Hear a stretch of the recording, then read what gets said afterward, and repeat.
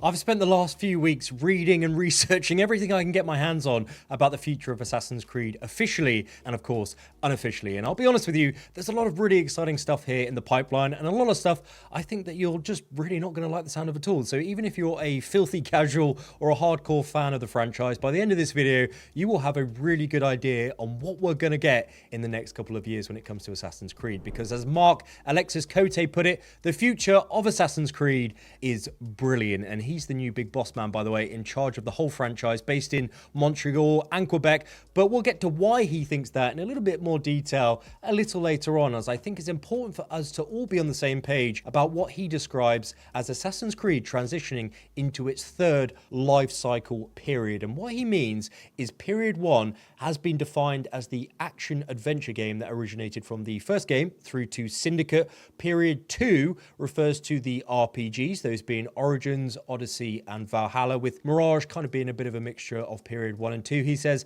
And period 3 is what we're moving into right now, where Ubisoft's plan is to support their games for longer, which means there won't be an RPG releasing every year, but there will be different types of AC games every 2 to 3 years, with live service support across its lifespan for every major consecutive release. They're also changing their development model across their studios worldwide, which means more collaboration in creating a new AC game with every iteration, rather than just one studio taking ownership of a new AC game every year and then not really doing much development with the AC franchise for years after. Now, this sounds great for us gamers because, as Mark says in a Ubisoft press release recently, it allows the team to focus on one type of AC game at a time, collectively taking lessons and feedback learned from that game to then implement into the next one. So there is this kind of compounding improvement going forward amongst all Ubisoft studios around the world. And this is why they are creating a centralized hub called Assassin's Creed Infinity, which will be the home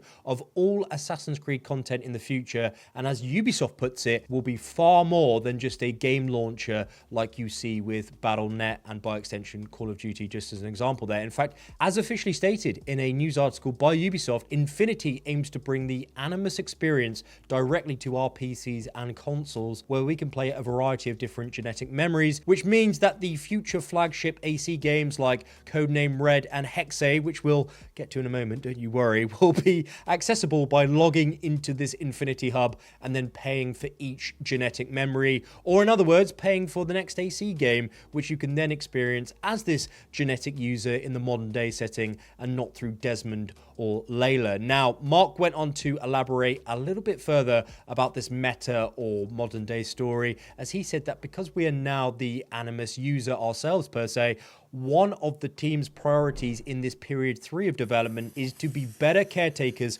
of this meta or modern day story, as it will connect to each new game release across the next decade. Now, Yves Guillemot, Ubisoft CEO, also confirmed in 2022 that Infinity will not be free to play, but it will be automatically downloaded and it will boot up when you purchase a future AC game, even if you buy the game on a disc, as confirmed by Mark Cote. So I don't think there will be a mandatory subscription to use this Infinity Hub launcher, but if you want to experience genetic memories or play new AC games, in other words, you're going to have to pay for it, just like you would on Ubisoft Connect and the library in there, essentially. Now, Mark went on to confirm that Codename Red, or Assassin's Creed Japan, will be Infinity Hub's first game launch, which means that if you plan on playing this game, you're not going to be able to dodge this new launcher, and you will experience it whether you want to or not, unless you're, you know, Edward Kenway, a pirate of the high seas. Now, as for this Feudal Japan game, I've covered everything we know in detail about it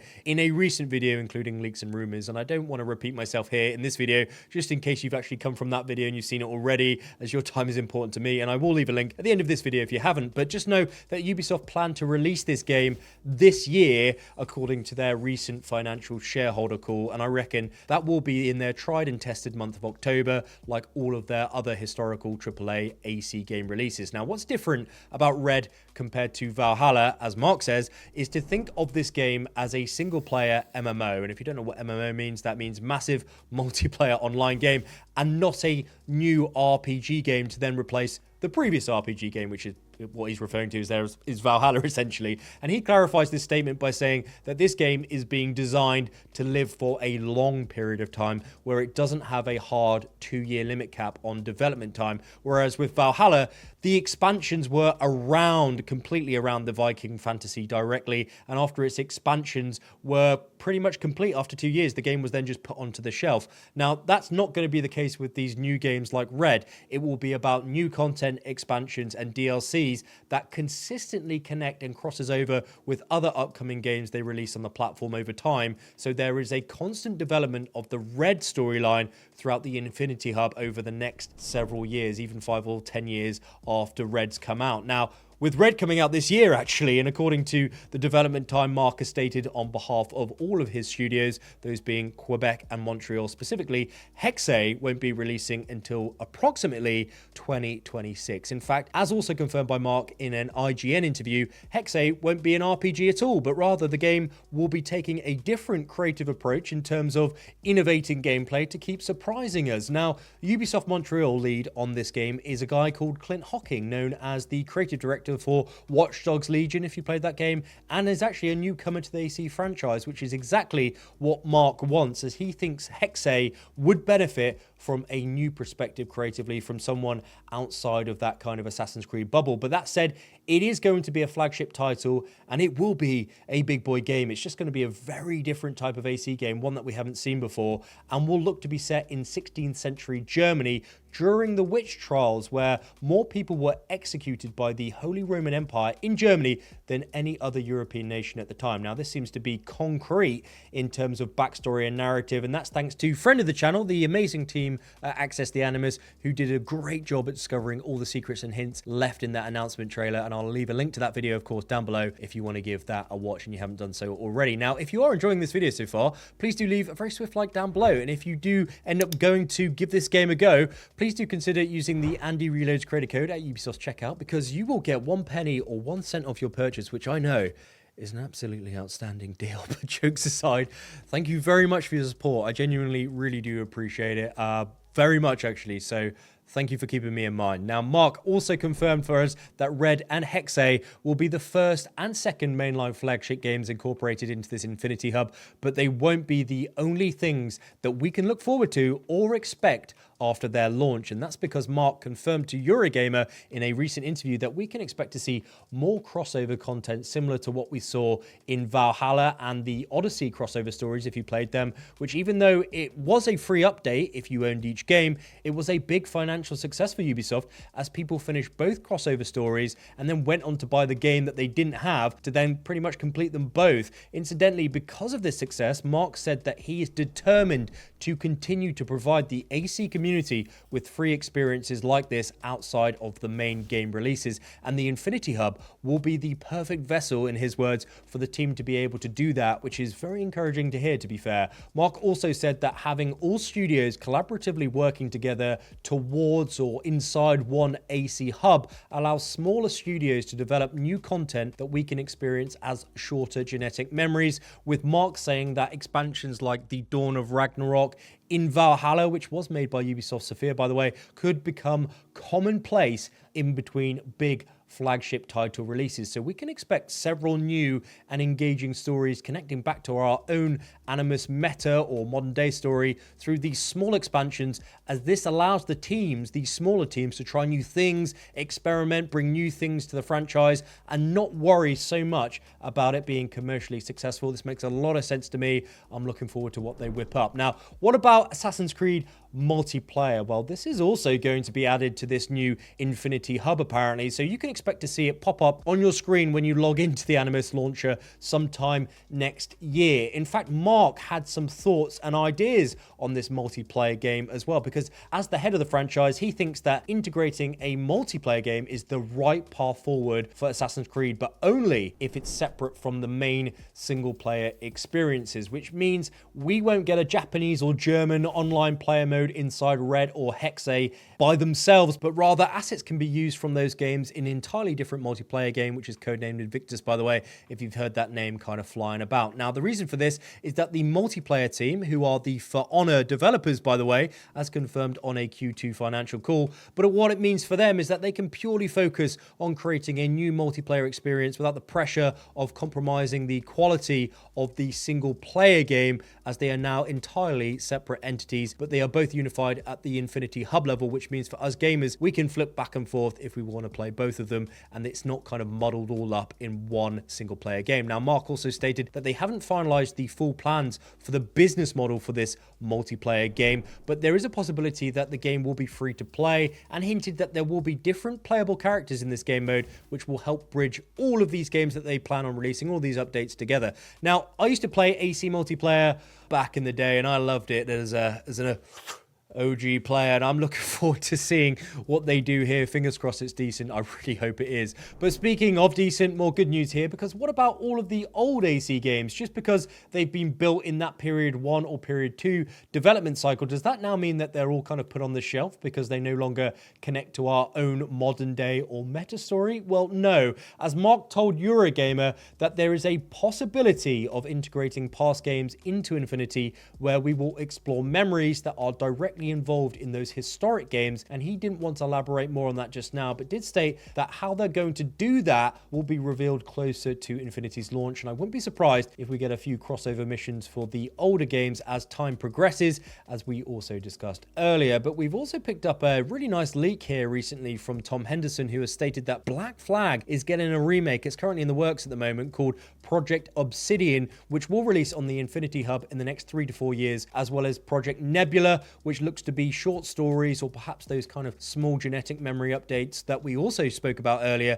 and those will be based in India, the Aztec Empire, which sounds very spicy, and the Mediterranean. So lots of promise here, and it sounds very encouraging if they do indeed turn out to be true. Now, before we move on to a very controversial topic surrounding this Infinity Hub, I'm excited to show you how I play all of my AC games when I'm chilling out at home after work, and that's thanks to BenQ, who sent me this awesome X500i gaming projector through the post. And not only was it super easy to set up by literally just plugging it into the wall and connecting my PS5 to it, but you don't need to be 20 meters away from it to actually get the projector into focus, which is wonderful because I am sat 1.5 meters away here and I'm getting 120 FPS at 4K quality with a 100-inch screen, which has actually blown my mind on how good projectors have come in the last few years, as the shadows, character details, and textures are all on par with my 4K TV. But what I also think is super cool is it actually allows you to resize the screen to fit the space that you have in your own home using this 2D digital zoom keystone setting that they have. And it also has this RPG gaming mode, which adjusts the projector's picture and audio settings to get the best experience when playing your own AC games. Speaking of which, this projector has also changed my whole experience when it comes to actually watching the gold standard of cinema, that being the critically acclaimed AC film, of course, because even though this X500i has been designed specifically for gaming, it has Android TV built in, so it's like you're bringing the cinema experience home with you without having to pay the insane popcorn prices. But not only that, the sound is very impressive. I actually didn't even realize it came with speakers, but when I booted it up, I was genuinely surprised, as I thought I'd need to hook up my own speakers, but there is honestly no need to. It's pretty darn good, to be straight with you. In fact, take a quick listen to this.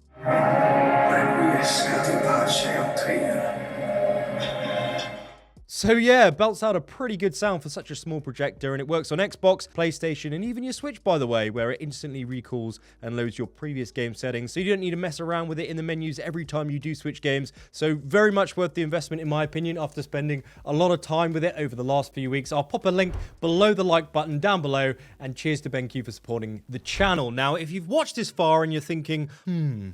this seems too good to be true. This seems pretty decent, Andy. Well, hold your horses, because it's microtransactions time. Because thanks to Tom Henderson, we've got some new info regarding the monetization of this Infinity Hub. And let's be honest,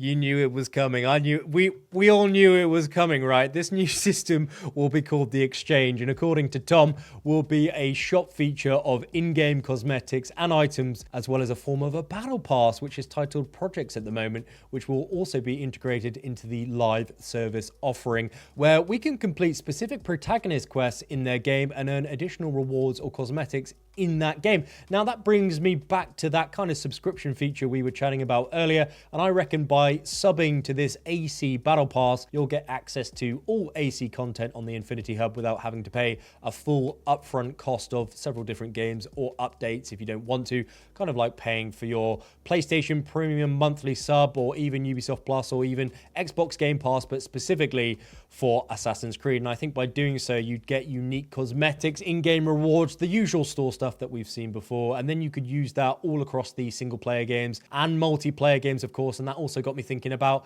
a marketplace that they did integrate into Ghost Recon called Quartz, where you could sell your earned cosmetics on a marketplace to someone for real money. Now, I don't think Ubisoft will be doing that here, but it certainly gets you thinking that they may do in the future, as they've already built the architecture to get it to work. So whether they do add it to Assassin's Creed, well, I wouldn't be surprised, but let's wait and see. Now, on top of slinging new games, multiplayer, a battle pass, and a new cosmetic store on this Infinity launcher, even though it hasn't yet been confirmed, I've got a feeling that we're going to see the new live-action Netflix Assassin's Creed series added onto there as well. Now, the reason I say that is because Mark has spoken about this Netflix partnership several times whilst discussing Infinity, albeit not outright confirming its inclusion on the hub. So a little bit of a speculation from me there. Now, he has made sure, though, to state that the show reflects the same values as the games which are being built in this current Period 3 development cycle that Ubisoft are moving AC into, so Red and Hexe. And he clarified this further by saying that they're not looking to cram in an exceptional amount of haystacks and leaps of faith in this series, but it's important for it not to feel forced. And the team actually wants the series to kind of stand on its own, like the new Shogun series, bringing more people into the Assassin's Creed franchise who then potentially look at continuing that story from Netflix into the Infinity Hub. Now, this live action series will also be accompanied by animated and anime adaptations of their stories, so combining all of this new content as well as all of the novels, comics, and official cinematic stories that they've made in the past. I wouldn't at all be surprised to see all of this crammed into that Battle Pass subscription offering we discussed earlier. Now, the Anvil Engine, which is what all of the AC games have been built on, is being upgraded, which will allow an increase in fidelity, graphical performance, and enable Ubisoft to take advantage of the current gen hardware available, which Mark stating that this is the very next generational approach to RPG development that they've performed as a company, as a team in a long time. This means that as we progress through this Period 3 development cycle, Assassin's Creed is going to visually benefit from ray tracing, virtual geometry, smoother animations, overhauled parkour, and an improved weather system. In fact, what I found super interesting is that Mark also stated in a Ubisoft news article that it's not right to announce projects on a very short cycle, where when they are announced, they're then on the shelves 6 months from that announcement, but rather they will announce projects further ahead of field, engaging with the community before that release date, listening to feedback, and making changes before it does come out. He also said that this would mean that more leaks are appearing online as teams collaborate more around the world, but he says that's a good thing as it stokes discussion from the community and the developers themselves. And I've actually received an email recently from Ubisoft directly asking me some great questions about the future of the franchise, my thoughts, opinions, ideas, and what you guys are saying in the comments. So if you've watched this far, make sure you share what you think as an AC fan